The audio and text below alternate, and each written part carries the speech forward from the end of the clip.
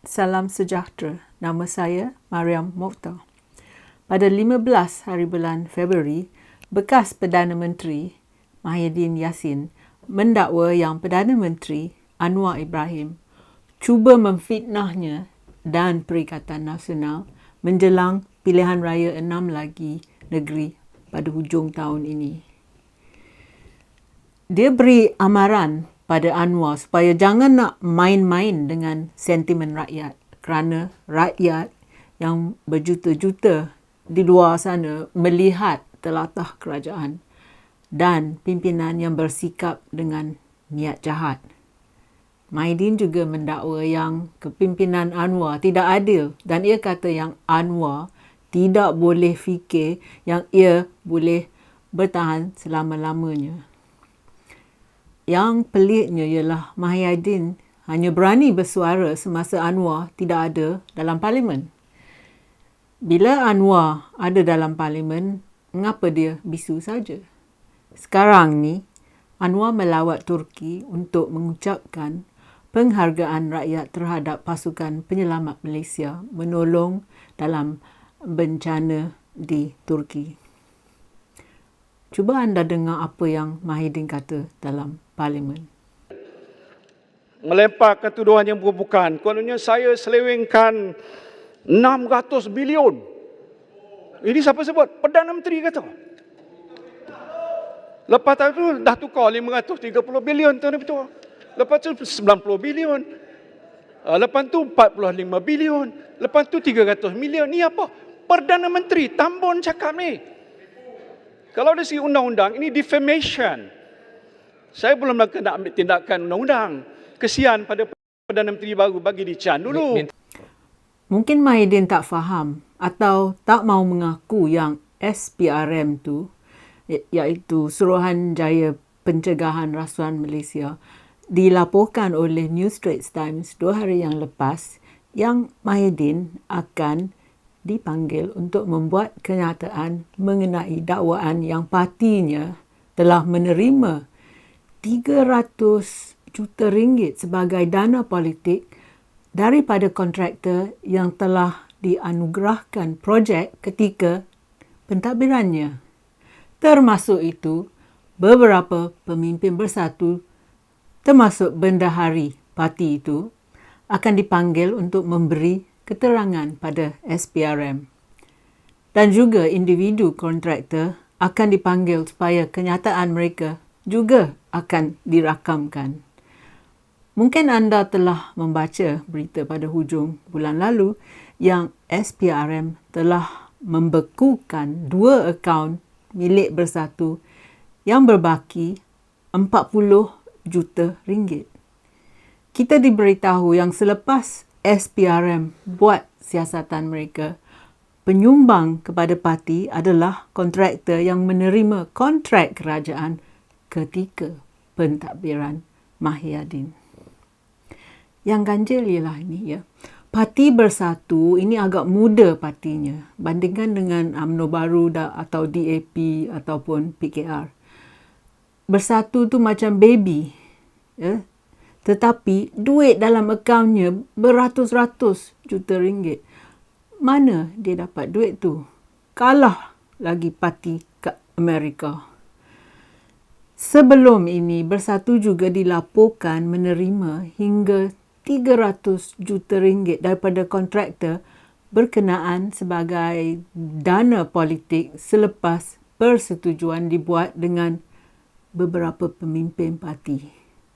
Itu bukan akhir kisah bagaimana Bersatu dibanjiri dengan wang kerana siasatan SPRM terhadap dana kerajaan berjumlah 92.5 bilion ringgit yang didakwa telah diseleweng oleh kerajaan Perikatan Nasional ketika melaksanakan pelbagai pakej rangsangan semasa pandemik COVID. Jadi memang betul kata Muhyiddin, sat 300 juta ringgit, lepas itu 40 juta ringgit, naik pula ke 92.5 juta ringgit dan lain-lain lagi.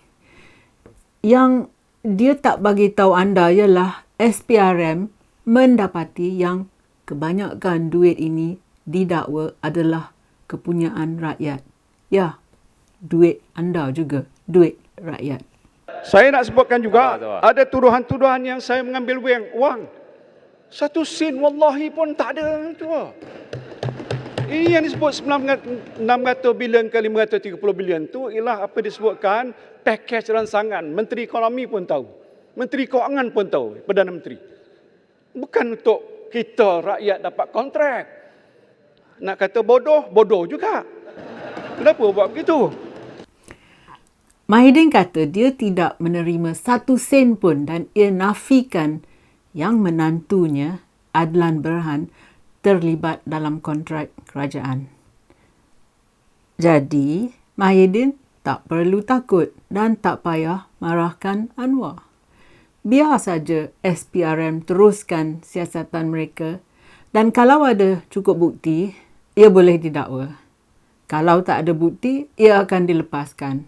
Jadi, apa yang Mahyadin takut? Tetapi, bila Mahyadin kritik Anwar dan perlinya dan kata yang Anwar tidak akan memerintah selama-lamanya, menunjukkan yang Mahyadin tu takut dan terdesak. He's scared and he's desperate. Apa orang Melayu kata? Siapa makan cili, dia yang terasa pedas. Itulah Mahyadin kita. Jangan salah guna kuasa, Tuan Ketua. Yang Muhammad Tambun dulu pun pernah dijatuhkan hukuman salah guna kuasa. Saya bukan nak mengata, itu rekod sejarahnya.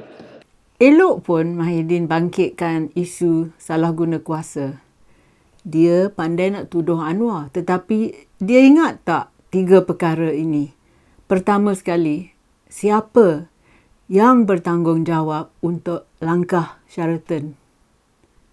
Bukankah itu salah guna kuasa? Mahyadin telah jadi Perdana Menteri ikut pintu belakang. Rakyat telah beri mandat kepada Harapan untuk mentadbirkan negara. Tetapi Mahyadin yang tamak dan gila kuasa dan ia juga yang salah guna kuasa. Isu yang kedua, setelah Mahyadin jadi Perdana Menteri pintu belakang, dia telah mengisytiharkan darurat selama lebih setahun. Ia buat ni supaya ia boleh salah guna kuasanya dan merajalela dalam pengurusan negara kerana Parlimen telah dibubarkan dan apa tindakannya tidak dapat dipertikaikan oleh semua ahli Parlimen. Dan isu yang ketiga, Mahyadin salah guna kuasa ialah dalam PRU 15 di mana ia telah menghasut rakyat dengan ucapannya di mana ia kaitkan Pakatan Harapan dengan kumpulan Yahudi dan Kristian yang cuba mengambil alih Malaysia. Jadi ia telah telah bohong. Ia guna taktik kotor. Ia buat fitnah. Ia menakutkan rakyat dan ia memecah belahkan rakyat. Tetapi kan sampai sekarang mana tindakan polis terhadapnya? SPRM telah bertindak membuka siasatan tentang penyelewengan duit. Tetapi PDRM mana pergi siasatan mereka tentang hasutannya? Saya nak bagi amaran. Jadi jangan main-main. Ini sentimen rakyat. Bukan kami di sini saja. Ini berapa orang. Rakyat berjuta sana melihat telatah kerajaan pimpinannya ada pada hari ini bersikap niat jahat.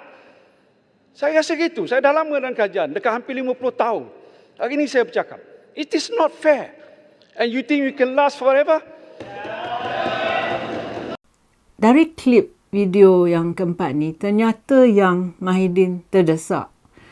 Dia Perdana Menteri, dia bekas Perdana Menteri yang paling singkat memimpin dalam sejarah Malaysia.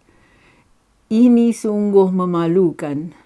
Sebaik saja kerajaan dibentuk oleh Anwar, ia telah menerima, Anwar iaitu telah menerima ucapan tahniah dari pemimpin dari seluruh dunia. Presiden Jokowi dari Indonesia adalah antara yang pertama memberi message congratulations. Sultan Brunei telah melawatnya dan lain-lain pemimpin dari Eropah, Amerika, Asia dan juga Australia dan New Zealand. telah memberi ucapan tahniah. Tetapi Mahidin macam mana bila dia jadi Perdana Menteri pintu belakang dulu?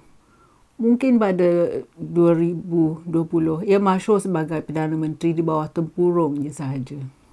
Harga barang yang melambung tinggi, peningkatan kos sara hidup yang begitu rupa, tumpuan utama mestilah diberikan pada usaha-usaha untuk membantu rakyat, terutamanya sekalilah golongan-golongan rentan. Saya ingin menarik perhatian Dewan Yang Mulia ini kepada kenyataan Yang Amat Berhormat Perdana Menteri Yang Amat Berhormat Tambun di peringkat awal penubuhan kerajaan, bahawa kerajaan akan mengemukakan langkah-langkah yang komprehensif untuk menangani masalah kos sara hidup rakyat dalam tempoh 2 minggu.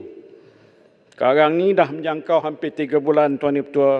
Saya masih belum nampak sebarang langkah yang konkret dan komprehensif yang diambil atau akan diambil oleh kerajaan untuk mengatasi masalah kenaikan kos sara hidup rakyat ini.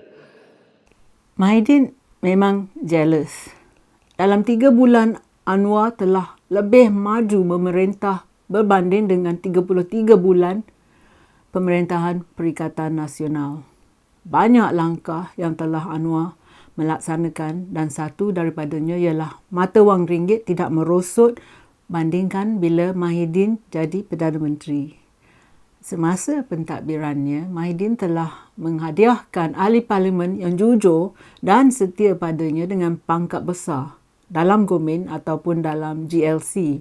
Dan mereka ni diberi gaji tinggi dan allowance yang amat lumayan. Mereka yang tak berguna diberi gaji besar dan taraf menteri. Orang seperti Ahmad Faizal Azumu yang jadi penasihat Karimi Mahidin dan juga Hadi Awang, duta khas ke Timur Tengah. Tetapi Hadi makan gaji buta kerana Hadi tidak dibenarkan ke negara Saudi Arabia. Kedua-dua mereka ni ialah dapat PhD dalam bodekologi, iaitu mereka ni pandai bodek. Semasa Mahidin berkuasa, ia telah perintah seluruh negara supaya negara ini lockdown. Bukan saja parlimen yang lockdown, satu Malaysia pun kena lockdown. Ramai orang terpaksa dibuang kerja kerana ramai pekerjaan bisnes telah tutup. Ramai tak mampu bayar duit sewa rumah. Lepas tu, ramai orang yang tak ada pekerjaan, tak ada makanan dan terpaksa hulurkan bendera putih. Ini semasa pentadbiran Mahidin Yassin. Ada juga yang terpaksa bunuh diri kerana tak tahan penderitaan mereka. Ramai pelabur asing takut nak buat investment di Malaysia dan mereka telah cabut lari ke negara jiran kita untuk melaburkan duit mereka. Ini perbezaan antara pentadbiran Mahidin Yassin dan Anwar Ibrahim. Jadi, apa pendapat anda? Siapa boleh tahan lebih lama sebagai pemimpin? Anwar Ibrahim atau Mahidin Yassin? Terima kasih kerana sudi menonton. Jumpa lagi. Kalau anda suka video saya, sila tekan like dan subscribe pada channel YouTube saya. Pertimbangkan menyertai laman Patreon saya. Terima kasih.